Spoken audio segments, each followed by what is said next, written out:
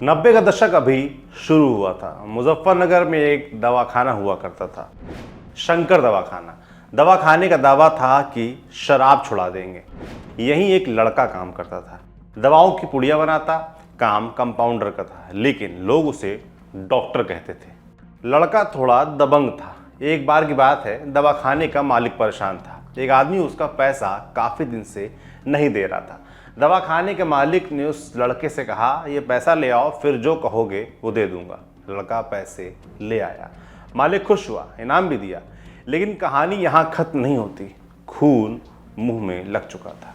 उस लड़के ने अपने मालिक को ही किडनैप कर लिया। हम बात कर रहे हैं उस अपराधी की जिसने बीजेपी के उस नेता की हत्या कर दी, जिसने गेस्ट हाउस कांड में मायावती को बचाने में मदद की थी। वो अपराधी जिसके बारे में कहा जाता है कि वो गाजीपुर के अंसारी परिवार का खास बना और नाम आया भाजपा विधायक कृष्णानंद राय हत्याकांड में। जरायम की दुनिया में उसका नाम था डॉक्टर और फाइलों में दर्ज नाम था संजीव माहेश्वरी उर्फ जीवा। और इस संजीव जीवा के बारे में बात करने का बहाना है पश्चिमी यूपी के शामली जिले से आई एक खबर। यहाँ के थाना भवन इलाके में पुलिस ने चेकिंग लगाई। चेकिंग में औने पौने कट्टे, तमंचे, देसी बम, दुनारी नहीं मिले। मिला एक AK-47 और 1300 कारतूस। और गिरफ्त में आया अनिल उर्फ पिंटू। प्रेस कॉन्फ्रेंस में शामली के SSP सुकीर्ति माधव मिश्रा ने बताया कि अनिल उर्फ पिंटू ने ये AK-47 अपने एक साथी अनिल बालियान के साथ मिलकर संजीव जीवा से खरीदी थी। अनिल बालियान एग्रीकल्चर यूनिवर्सिटी के डीन की हत्या मामले में जेल में है। पुलिस को शक है कि हथियार विदेश से मंगाया गया है। जांच अभी बाकी है। तो कौन है ये संजीव जीवा? संजीव माहेश्वरी उर्फ जीवा मुजफ्फरनगर का रहने वाला है। अपने दवाखाने के मालिक के अपहरण के बाद संजीव जीवा मुजफ्फरनगर के गुंडों में अपना नाम दर्ज करवा रहा था, लेकिन तभी उसने कुछ ऐसा कर दिया जिसने हंगामा मचा दिया। 90 का दशक चल रहा था। कोलकाता के एक व्यापारी के बेटे का अपहरण हो गया। फिरौती इतनी मांगी गई कि सुनने वालों के कान खड़े हो गए। संजीव ने व्यापारी के बेटे को छोड़ने की एवज में 2 करोड़ रुपए मांगे। एक अबोली परंपरा रही आई है कि फिरौती के लिए पकड़ और रकम से तय होता है कि गुंडा कितना बड़ा है। बड़ा नाम बड़ा दाम तो गुंडा भी बड़ा। जानने वाले कहते हैं कि इस समीकरण को संजीव ने भुनाया। इस कांड के बाद संजीव जीवा मुख्य धारा में आ गया। संजीव ने सबसे पहले हरिद्वार के नाजिम गैंग के साथ काम करना शुरू किया। उसके बाद वो सत्येंद्र बरनाला नाम के गैंगस्टर के लिए काम करने लगा। दूसरों के लिए काम करते करते संजीव खुद का नाम बनाना चाहता था। संजीव ने पैरेलली अपना एक गैंग बनाया। इसमें शामिल थे मुजफ्फरनगर के पूर्व विधायक मनफूल का बेटा रवि, जितेंद्र उर्फ भूरी और रमेश ठाकुर। अब बात कर लेते हैं ब्रह्मदत्त द्विवेदी हत्याकांड की। ब्रह्मदत्त द्विवेदी बीजेपी का उभरता हुआ चेहरा थे, कवि थे, पार्टी के वरिष्ठ नेताओं के साथ थे।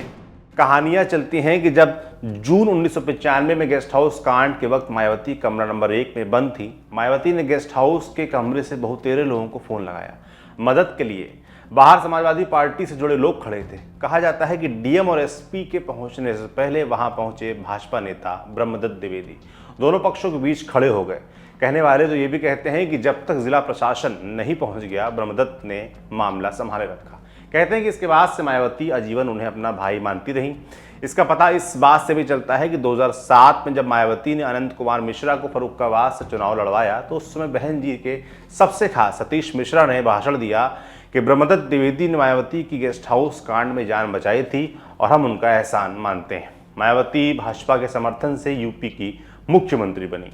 जाहिर था कि ब्रह्मदत्त द्विवेदी का कद बढ़ना तय था, लेकिन जब राजनीति में कद बढ़ता है तो आसपास के माहौल में तनाव दिखता है। कहानियां चलने लगी कि ब्रह्मदत्त द्विवेदी कभी भी किसी को कुर्सी से हटा सकते हैं।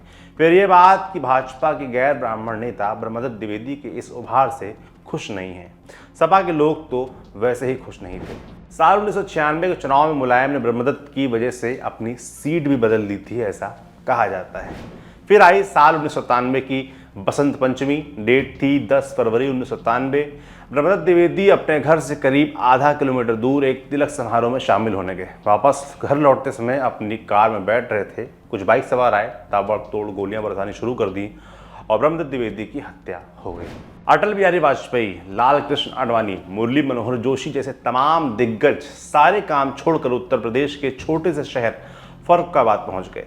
अंतिम यात्रा में अटल और आडवाणी का शामिल होना ब्रह्मदत्त के सियासी कद का बखान कर रहा था। ब्रह्मदत्त द्विवेदी मर्डर केस में 4 लोगों के नाम FIR दर्ज हुई। फर्रुखाबाद के स्थानीय विधायक और दबंग नेता विजय सिंह और 3 अज्ञात लोगों के खिलाफ। विजय सिंह को दिल्ली से गिरफ्तार किया गया। पूछताछ हुई तो तीनों अज्ञातों के नाम सामने आ गए, बलविंदर सिंह, रमेश ठाकुर और संजीव जीवा। रमेश ठाकुर पुलिस एनकाउंटर में मारा गया। CBI जांच के बाद संजीव जीवा को दोषी पाया गया। फिलहाल इस केस में संजीव आजीवन कारावास की सजा काट रहा है। कहा जाता है कि संजीव जीवा गैंगस्टर मुन्ना बजरंगी के साथ भी जुड़ा। मुन्ना बजरंगी के साथ जुड़ने से संजीव जीवा की अपराध की दुनिया में लॉटरी लग गई। मुन्ना बजरंगी गैंग पर मुख्तार के लिए काम करने के आरोप लगे। कहते हैं कि इसी वजह से ही संजीव की भी धीरे धीरे मुख्तार से नजदीकी बढ़ गई।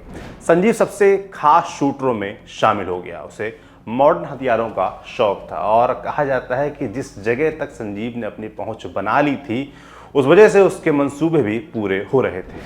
अब बात कर लेते हैं कृष्णानंद राय हत्याकांड की। साल 2005, तारीख थी 25 नवंबर का महीना खत्म हो रहा था और सर्दी दस्तक दे चुकी थी। यूपी में एक जगह है मोहम्मदाबाद। उन दिनों वहां से विधायक थे बीजेपी के कृष्णानंद राय। बगल के एक गांव में क्रिकेट टूर्नामेंट था। विधायक जी को मैच का उद्घाटन करने जाना था।